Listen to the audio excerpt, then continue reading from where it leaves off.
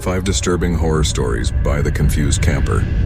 The Man-Made Forest by the Confused Camper. David stumbled through the dense woods, his shoes sinking into the damp earth. He couldn't remember how he'd ended up here, but he knew one thing for certain. He had been walking for weeks. Days blurred into nights as he wandered, disoriented, his stomach gnawing with hunger, his throat raw from thirst. The trees towered over him like looming giants, their twisted branches clawing at the sky. He'd thought he heard voices earlier, but when he turned to look, no one was there. The isolation was suffocating. He hadn't seen another person in what felt like forever. As he trudged onward, an eerie fog began to roll in, thick and suffocating, wrapping around his legs like tendrils. He couldn't remember where he was headed, only that he had to keep moving. He had to escape. Suddenly, the ground beneath him shifted and he collapsed. When he opened his eyes, he was in a sterile white room, the air faintly smelling of antiseptic. Panic surged as he tried to stand, but his limbs felt heavy, sluggish. A cold, metallic clink echoed as he tried to move, his wrists tugging against the restraints that held him to the bed. A figure entered the room, a nurse with a kind, almost pitying expression. "David, you're awake," she said softly, her voice laced with a strange, distant compassion. He tried to speak, but his mouth felt dry. His mind raced as the words tried to form. What happened? But before he could ask, the nurse spoke again, her tone cold now. "You've been with us for months. We thought we'd lost you there for a while." David's heart pounded in his chest. "Months?" he croaked. "No, it's been weeks. In the forest." The nurse's face softened, but there was no warmth in her eyes. "You were never in a forest, David. You've been here in our care." A cold realization seeped through him like ice water. The forest, the endless wandering, the confusion. He had never left. He wasn't lost in nature. He was trapped, isolated, inside a mental hospital, surrounded by walls he hadn't recognized. And as the fog began to roll back into his mind, he wondered if the forest had ever been real at all. Eyes in the Dark by the Confused Camper. It started on an ordinary night, the kind where the world seemed to hum with soft, unseen rhythms. Clara had always been a heavy sleeper, her dreams weaving between the mundane and the fantastical. But that night, something was different. She woke up to the oppressive silence of her bedroom, the air thick and stifling. The clock on her nightstand blinked 3:03 a.m. A quiet chill ran down her spine as her eyes fluttered open, the darkness around her nearly complete. There was a shadow in the far corner of the room, so deep that it swallowed the edges of her vision. Clara's breath caught in her throat. She had never noticed it before, but something was wrong. The corner where her dresser stood seemed deeper than usual, and there, in the heart of that darkness, two eyes gleamed. At first, she thought they were reflections, perhaps the moonlight catching a strange angle. But as she stared, the eyes didn't blink. They didn't move. They only watched her, cold, calculating. Clara squeezed her eyes shut, thinking it was a trick of the light. When she opened them again, the eyes were still there, sharper now, more defined. They gleamed in the blackness like twin points of ice. Her heart pounded in her chest.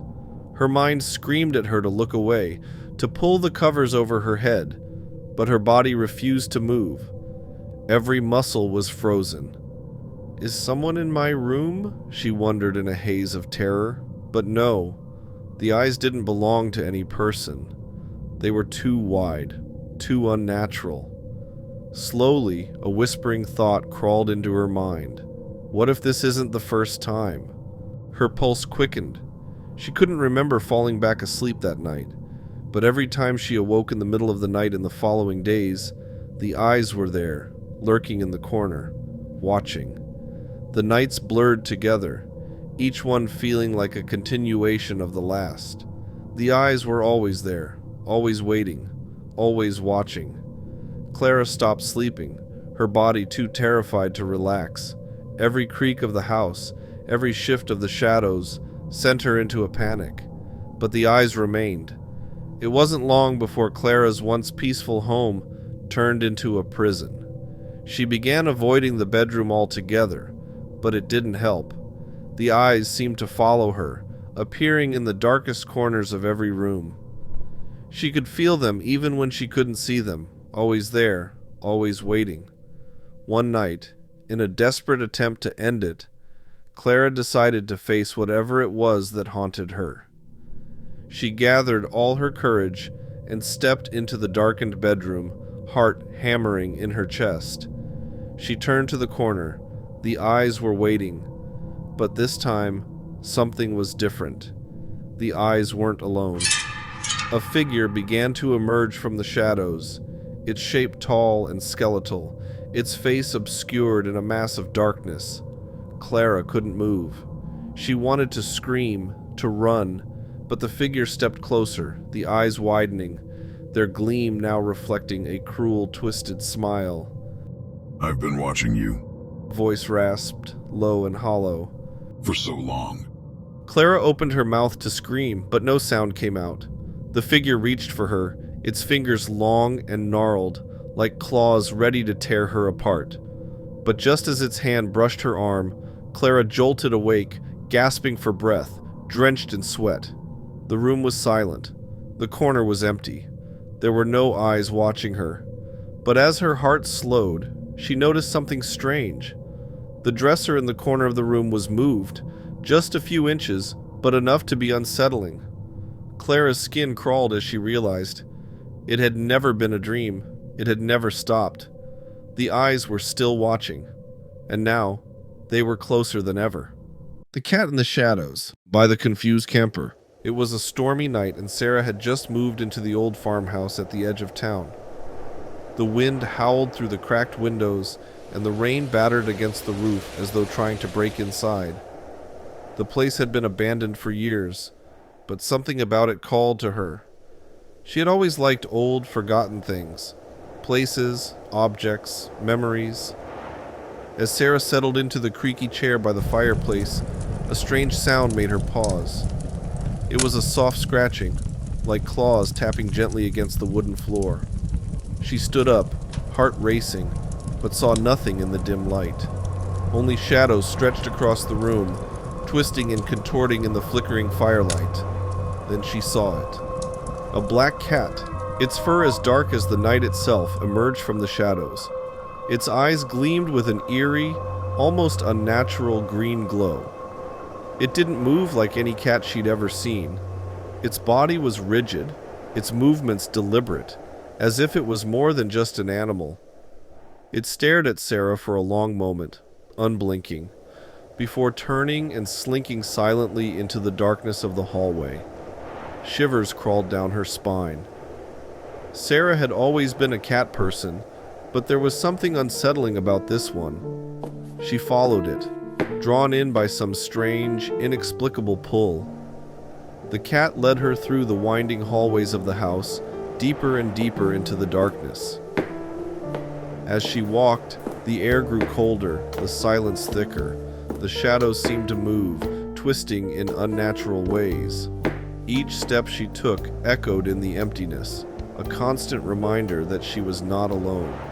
Sarah reached the end of the hallway, where a door stood ajar, its hinges creaking softly. The black cat was gone, but there was a strange, acrid smell lingering in the air. She pushed the door open slowly, her heart hammering in her chest.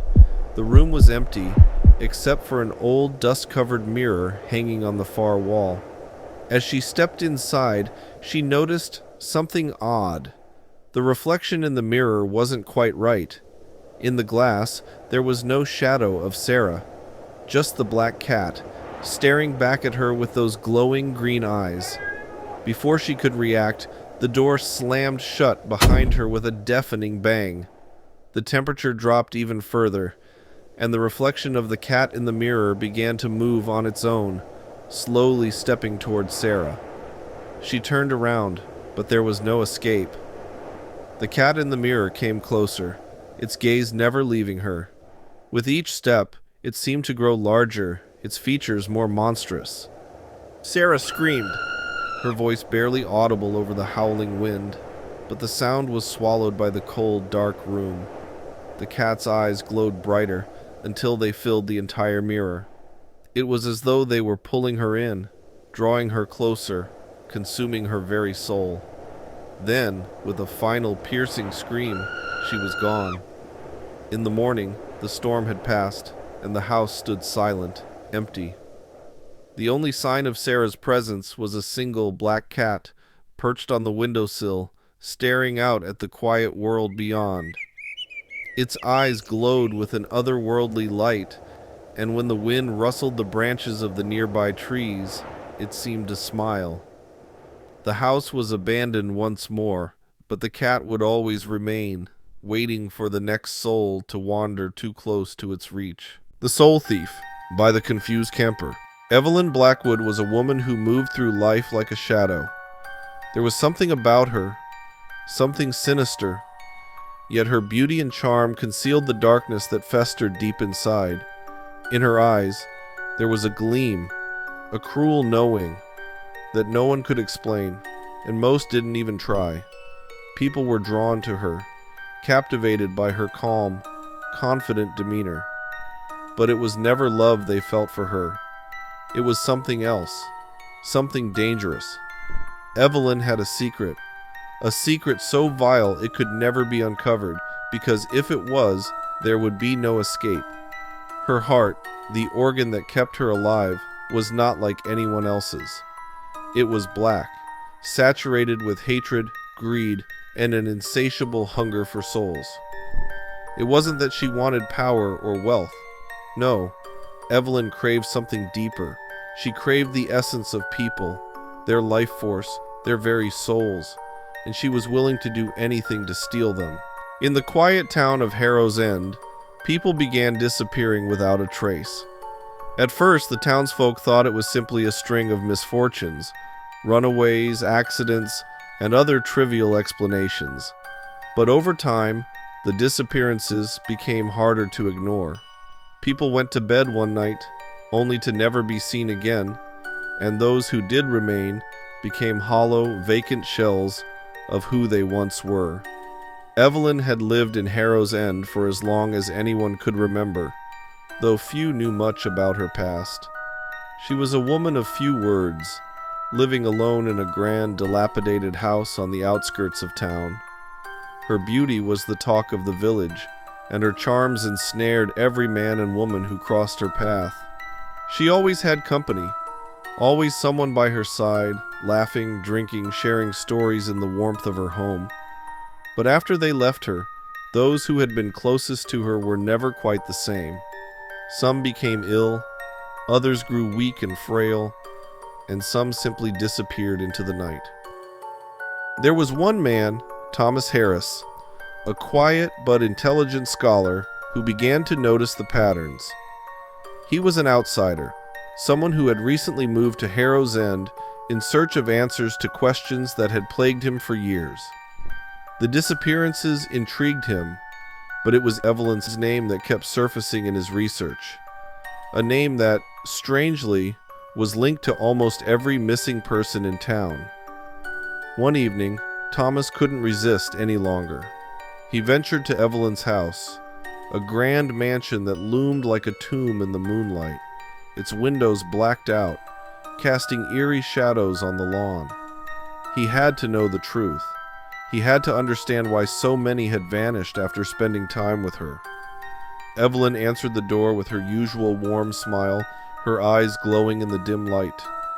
"Thomas," she said softly, "I was wondering when you would come by." Her voice was smooth, almost hypnotic, and for a moment, Thomas forgot why he had come. Her presence made everything else fade into the background, like the sound of an approaching storm that couldn't be heard until it was too late. Thomas stammered, suddenly unsure. "I was curious. About the people who've been disappearing. I think I found a connection to you. Evelyn raised an eyebrow, her smile never faltering. Me? Oh, Thomas, you're mistaken. I've lived here for years. I'm just a woman who enjoys the company of friends. Nothing more. But Thomas wasn't fooled. He stepped inside, despite the gnawing dread that coiled in his stomach. He needed answers, and he needed them now. As the door closed behind him, Evelyn's smile widened, though it held no warmth. The room felt colder, darker, as if the air itself was sucking the life from his lungs. I've been watching you, Thomas, Evelyn purred. You're so clever, so perceptive. But some things are better left undiscovered. As she spoke, Thomas noticed something strange about her, something even more unsettling than the cold in the air. There was a subtle rhythmic beat that echoed faintly in the room, like the ticking of a clock. But it wasn't the sound of time passing. It was the sound of something else. His gaze fell on her chest, and in that moment, he saw it. The faint, unnatural movement beneath her skin. Her heart. It wasn't beating like a normal heart. No, it was still, black, cold, and beating with an unnatural pulse. Thomas's breath caught in his throat as he realized the terrible truth. Her heart wasn't just black, it was dead, and with it, everything she touched was dying as well. You've been stealing their souls, Thomas whispered, horrified. Evelyn's eyes gleamed. Yes, she said softly, almost lovingly. Their souls are so delicious, so pure. I only take what they no longer need, what they willingly give. They think they're in love with me, but it's not love. It's something far more selfish. She stepped closer to him, her voice low, filled with hunger. You see, Thomas, I don't need their bodies. Their flesh is nothing. I take their souls, their essence. With each soul I steal, I grow stronger, more powerful. My heart, once black, is now full of life, stolen life. Thomas stumbled backward, trying to escape the magnetism of her voice, but the room seemed to close in on him. He could feel the coldness radiating from her, a cold that gnawed at his bones. Why? He gasped, struggling to comprehend the monstrosity she had become. Because, Evelyn said, her voice becoming a whisper, it's the only thing that can fill the void inside me. Souls are what keep me alive. They make me feel alive. In that moment, Thomas knew there was no escaping. She would take his soul, just like she had taken so many before him. She was a predator, a silent thief of life, and now he was her prey. As her hands reached for him, he felt a sudden surge of panic. But it was too late. The darkness closed in around him, and he felt the sharp, freezing chill of her touch as she stole his soul, leaving him hollow and empty. His body crumpled to the floor, nothing but an empty shell, as Evelyn stood over him, her heart pulsing, full of stolen life. She whispered, "Your soul was exquisite." And with that, Evelyn Blackwood turned and walked away, leaving behind another empty husk, another soul lost to her hunger. The Restless Sleep of Clay Garrett by the Confused Camper. Clay Garrett was a name feared across the rugged expanse of the Wild West. A cowboy outlaw whose reputation for violence had spread like wildfire. His eyes had seen more blood than a river in flood. The law had long since stopped chasing him, but his past never stopped chasing him. It was the early 1800s, and the winds of change were beginning to blow. But they hadn't yet reached the arid desert where Clay made his home. A shack, little more than a few planks of rotting wood, sat at the edge of a dried-up creek, miles from the nearest town. Clay preferred it that way, alone with his demons. The nights were the worst.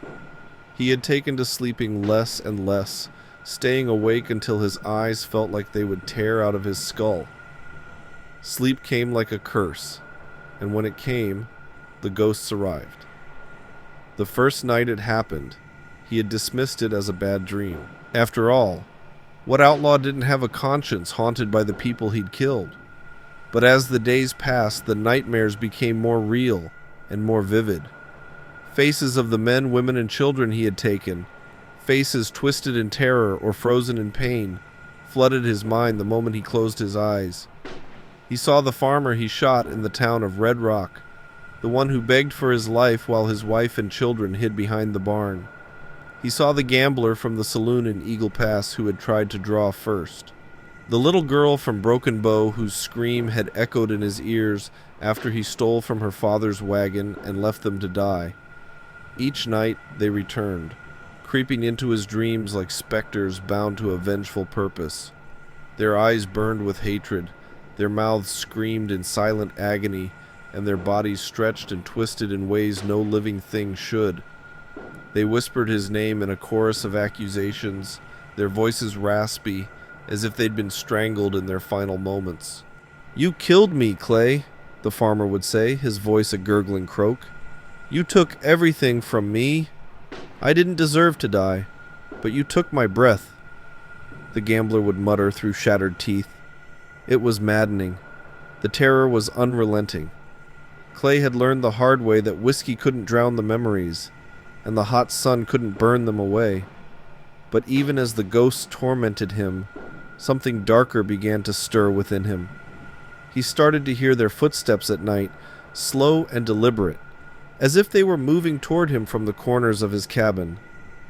He began to dread sleep, knowing that once he closed his eyes, he would be dragged into that endless nightmare where they waited for him. And yet, despite his terror, he couldn't stop it. The sleep came, as it always did. On the night that broke him, the ghosts were no longer confined to his dreams. He awoke with a start, drenched in cold sweat, heart racing like a stampede. The moonlight filtered through the cracks in the wall, casting long shadows across the room. But something was wrong. The air felt thick, suffocating. A heavy presence pressed down on him, as though something unseen was watching, waiting. His pulse thudded in his ears, and he could feel the hairs on the back of his neck stand up. Slowly, he turned his head, and there they were. At the foot of his bed stood the farmer, his face a grotesque mask of agony, eyes hollow as though they had been scooped from their sockets. His mouth moved soundlessly as he pointed a trembling finger at Clay. Next to him, the gambler's body was contorted, limbs twisted in unnatural angles, his broken face smirking in a way that sent shivers down Clay's spine. The little girl from Broken Bow, her tiny form soaked in blood, was standing by the door, staring at him with eyes too old for her age. But they weren't alone. Behind them, more faces appeared. Men and women he had killed over the years, each one twisted and rotting, their bodies torn and scarred by their violent deaths. They filled the room, their eyes burning into Clay's soul. His throat tightened. He couldn't breathe. His mouth opened, but no sound came out. The ghosts circled him, closing in slowly, their forms flickering like candle flames in a windstorm. "You thought you could run, Clay," the farmer's voice rasped, sending chills through Clay's bones.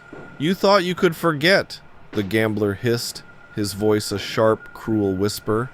"You killed us all," the little girl murmured, her voice soft, yet filled with a sorrow that clawed at Clay's heart. Clay's heart hammered in his chest as he tried to move, to escape, but his limbs wouldn't obey. He was trapped in his bed, helpless as the ghost closed in. Their faces were inches from his now, their eyes wide with rage. The last thing Clay saw before he was consumed by the darkness was the farmer's face, bloated, decayed, and smiling cruelly as his hand reached out to touch his forehead. And then Clay Garrett was gone. When the sheriff arrived at the cabin the next morning, he found it eerily still. The sun had barely risen, casting long shadows over the desolate land. The door to the cabin was ajar, the wind moaning softly through the cracks. Inside, Clay Garrett lay in his bed, his face frozen in an expression of pure terror. But there was no sign of the ghosts, only the lingering silence, thick with the weight of vengeance fulfilled. And in that silence one could almost hear the whispers of the dead, softly, faintly, drifting on the wind. Thanks for watching, and please hit the like and subscribe buttons for more stories.